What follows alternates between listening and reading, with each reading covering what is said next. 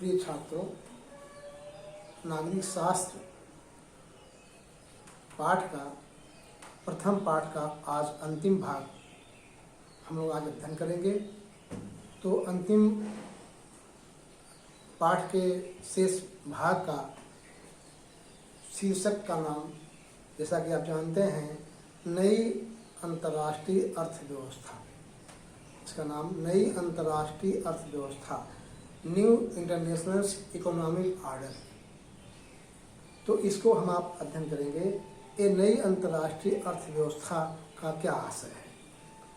तो जैसा कि हम आप जानते हैं, द्वितीय विश्व युद्ध के बाद अर्थात 1945 के बाद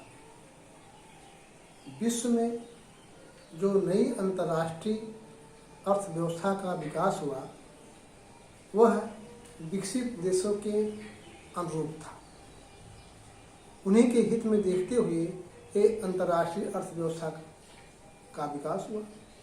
किंतु जो विकासशील देश थे उनके आर्थिक व्यवस्था के अनुरूप यह व्यवस्था का जो नियमन था विपरीत था।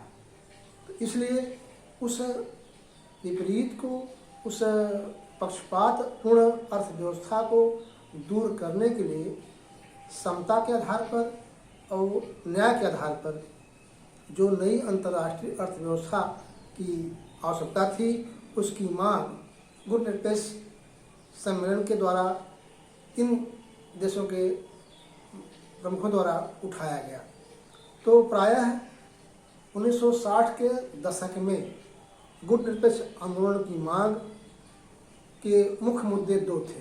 पहला, उपनिवेशवाद का विरोध करना और दूसरा, विश्व में शांति व्यवस्था को स्थापित करना।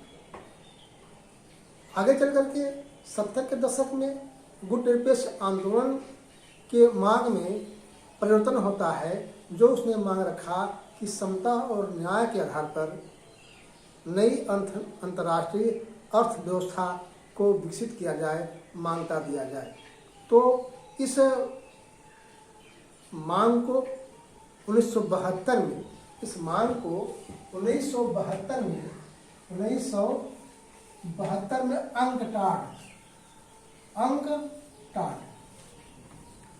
अंकटाड का आशय है United Nations conference on trade and development. यह एक संस्था थी और इसने एक रिपोर्ट प्रस्तुत की। इस रिपोर्ट में अनेक बातें थीं, जिसमें प्रमुख बातें यह है कि विकासशील देशों के बाजार पर उन देशों का पूर्ण नियंत्रण हो, अर्थात जो गरीब देशों का अर्थव्यवस्था का उनका बाजार है, उन्हीं देशों का उस पर पूरा नियंत्रण हो, इसमें बाहरी हस्तक्षेप न हो। अगला इसमें दिया है उसमें रिपोर्ट में कि विकसित देशों के बाजार गरीब देशों की अर्थव्यवस्था के लिए वरीयता प्रदान करें, अर्थात उनके लिए भी व्यापार करने की अनुमति दें, बाजार उपलब्ध करावें। क्यों?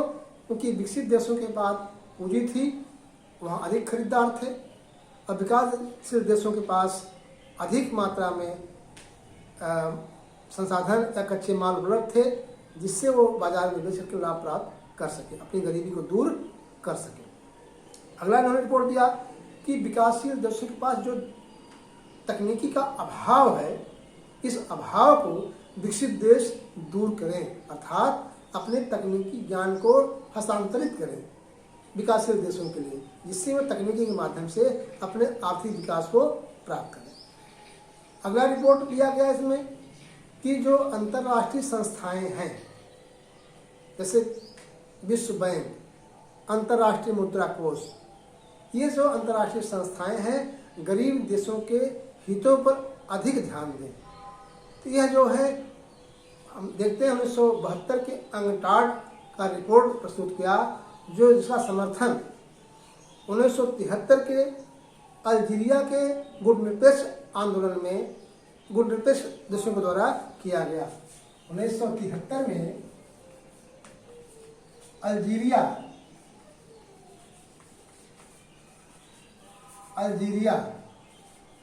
के बुडापेस्ट सम्मेलन में बुडापेस्ट देशों ने समर्थन किया कि उस रिपोर्ट को क्रियान्वित किया जाए और एक नया विचार दिया कि संपूर्ण विश्व की आबादी का 75% हिस्सा विकासशील देशों में निवास करता है, जबकि सकल आय का मात्र 30% हिस्सा ही विकासशील देशों को मिल पाता है। तो यह जो आर्थिक विषमता है, इसको नई अंतर्राष्ट्रीय अर्थव्यवस्था के माध्यम से ही दूर किया जा सकता है। इसलिए प्रस्तुत रिपोर्ट को जो है अमल में लाया जाए।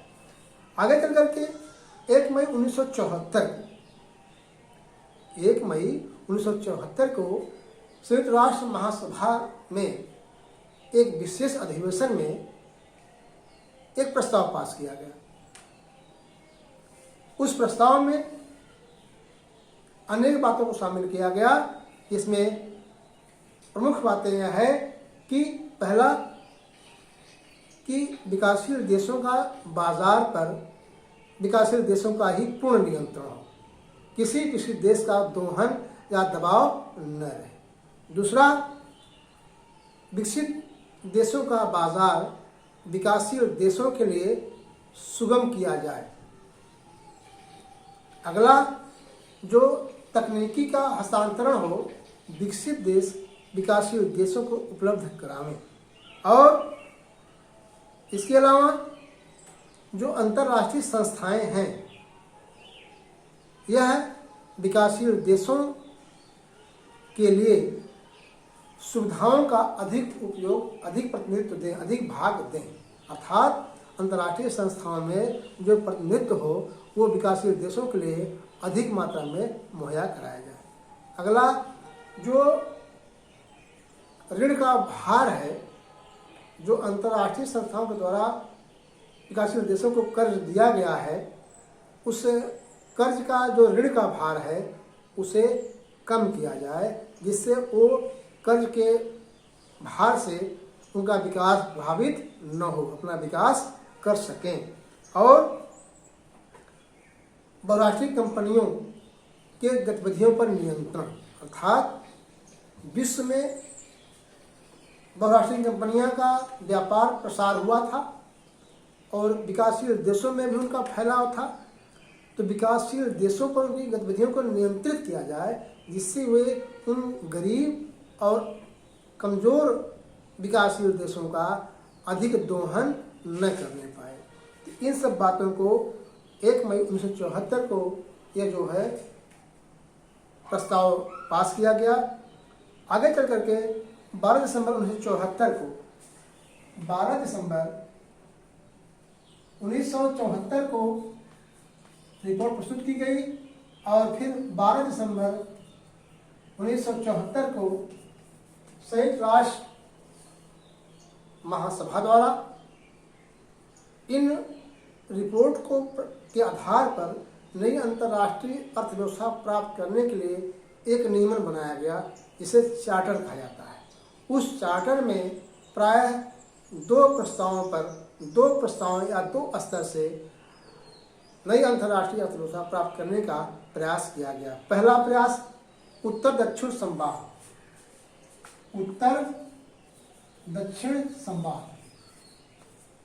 अर्थात उत्तर माने विकसित देश अर्थात पश्चिमी देश वाले, दक्षिण माने विकासशील देश या गरीब देश वाले। तो विकसित देशों का विकासशील देशों के साथ आर्थिक संवाद हो, अर्थात आर्थिक व्यापार का, आर्थिक व्यवस्था का के बारे में बहस हो, विचार विमर्श हो, इसलिए उनका विकास संभव होगा। तो इस उत्तर दक्षिण संवाद का श्री गणेश 1975 से 1977 से पेरिस सम्मेलन में आयोजित किया गया। इस पेरिस सम्मेलन में छोटी मोटी रियायतों के अलावा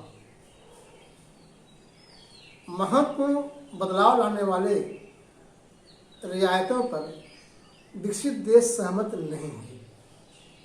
जैसे व्यापार संरक्षणवाद को हटाने के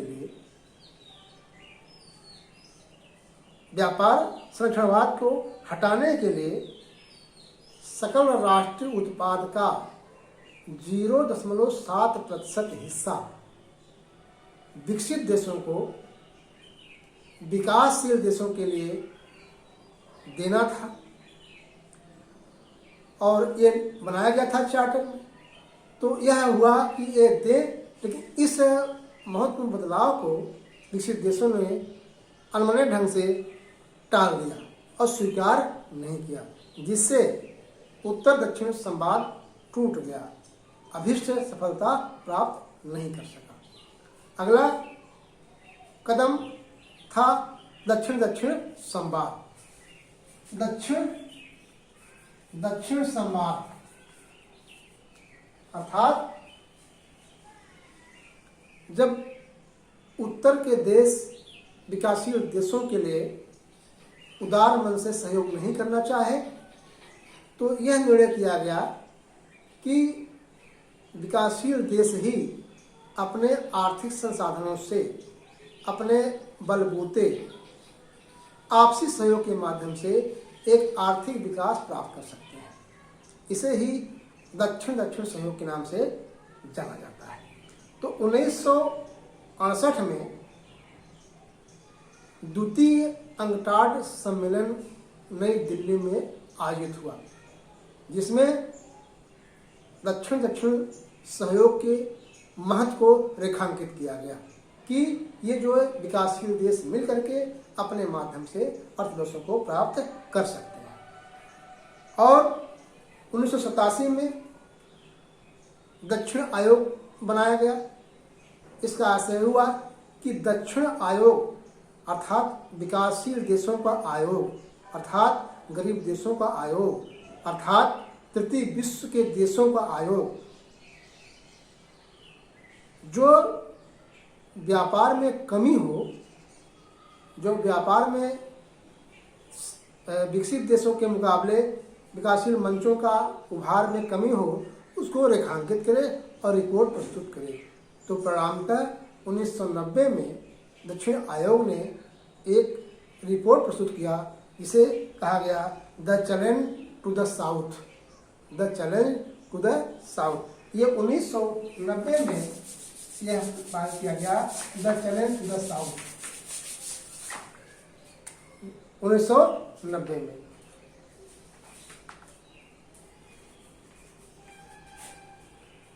इसके माध्यम से ये हुआ कि दक्षिण के देश अपने बलबूते पर अपनी तकनीकी विकसित करें, अपने संसाधन विकसित करें और वह जो है अपना विकास तय करे।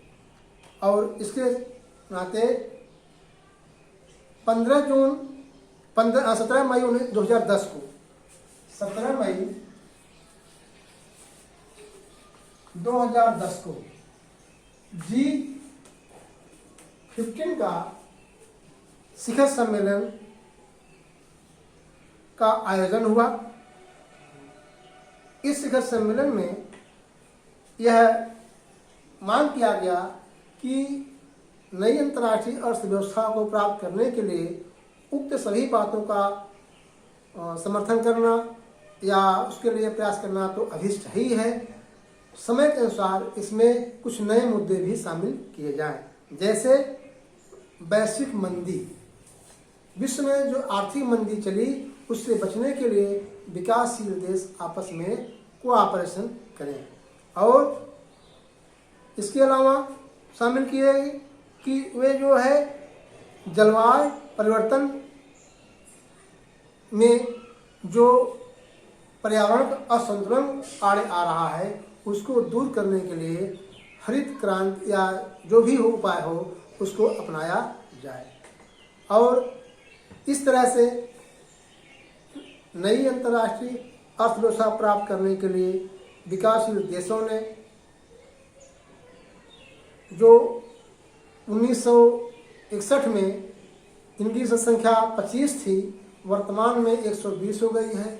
इस बढ़ती देश की संख्या के आधार पर यह सिद्ध होता है कि विकासशील देशों अपने आपस के सहयोग के माध्यम से नई अंतर्राष्ट्रीय अर्थव्यवस्था जो समता और न्याय पर आधारित है उसे प्राप्त कर सकते हैं। तो इन सब रास्तों के माध्यम से विकासशील देश वर्तमान में एक बहुध्रुवीय विश्व को चरितार्थ कर रहे हैं। क्यों? क्योंकि 1945 के बाद दो ध्रुवीयता का बोलबाला था। संयुक्त राज्य अमेरिका और सोवियत रूस का चल रहा था। 1991 के बाद सोवियत रूस का विखंडन हो जाता है तो एक बसता है संयुक्त राज्य अमेरिका, उसका बोलबाला चल रहा था। लेकिन वर्तमान में बहुध्रुवीय विश्व की परिकल्पना देखने को मिलती है। इसमें चीन, भारत, दक्षिण अफ्रीका, आज देश ब्राज़ील, आज देश उभर कर आ रहे हैं। ये जो है विश्व के उभरती हुई शक्ति के रूप में अपने को जो है प्रस्तुत कर रहे हैं। तो आज का पाठ इतना ही। इसमें कुछ जो है दो एक बातें और आप लोगों के सामने रखते हैं। जैसे डोमिनो प्रभाव क्या है? डोमिनो प्रभाव क्या है? तो इसका तात्पर्य यह है कि किसी क्षेत्र विशेष में यदि कोई विचार आ जाता है तो वह विचार उस क्षेत्र के अलावा भी उसके पास के क्षेत्रों में फैल सकता है। अर्थात द्वितीय विश्व युद्ध के समय या उसके बाद अगर किसी पड़ोस में साम्यवाद विचारधारा का विचार के द्वारा देश का शासन चलना आरंभ होता है तो उस देश विशेष में ही साम्यवाद नहीं रहेगा, बल्कि उसके पास पड़ोस में भी उसका विस्तार देखने को मिलेगा। इसी को डोमिनो प्रभाव कहा जाता है। इसलिए इसको मिलकर के पश्चिमी पूंजीवादी देशों ने उसको रोकना चाहा। इसी को कहते हैं डोमिनो प्रभाव। अगला है आतंक का संतुलन। टॉपिक क्या है? आतंक संतुलन क्या है? आतंक का संतुलन विश्व में जो आणविक शक्तियों का होड़ हुआ, संघर्ष हुआ, सोवियत रूस और संयुक्त राज्य अमेरिका के बीच में, दोनों परमाणु आयुधों को प्राप्त करने के लिए अनेक प्रयोग किया और भंडारण किया। तो यह हुआ कि ये दोनों देश परमाणु बम के भय के आतंक से अपने मनोनुकूल क्रियाकलाप या जो भी अभिष्ट चाहते थे प्राप्त कर लेते थे अन्य देशों से, और ये धमकी देते थे कि हम परमाणु बम का प्रयोग कर सकते हैं, हम शक्तिशाली हैं। परस्पर सहयोग नहीं करते थे, केवल धमकी के माध्यम से आतंक अर्थात परमाणु बम के आतंक का भय दिखा करके अपने मनोवांछित फल की प्राप्ति करते थे। और ये समझते थे यदि हम परमाणु बम का प्रयोग कर देंगे दूसरे देश के ऊपर, साम्यवाद रूस के ऊपर, तो रूस भी अमेरिका पर प्रहार कर देगा, तो दोनों देश नष्ट हो जाएंगे। इसको देखते हुए केवल धमकी देते थे और इसे आतंक का संतुलन कहते हैं कि दोनों देश जानते हुए भी न सोवियत रूस बचेगा न संयुक्त राज्य अमेरिका बचेगा, दोनों देश नहीं बचेंगे, फिर भी आतंक का संतुलन दोनों बनाए रखे कि विश्व पर इसका जो है दबदबा से हम लाभ प्राप्त करते रहें। और अगला है पिंग पांग कूटनीति क्या है? पिंग पांग कूटनीति, एक टेबल टेनिस में पिंग पांग शब्द बोला जाता है। तो प्रायः 1971 के बाद चीन और अमेरिका में अनबन थी, नहीं चल रहा था। 1971 के पहले दोनों में कटुता थी, लेकिन 1971 में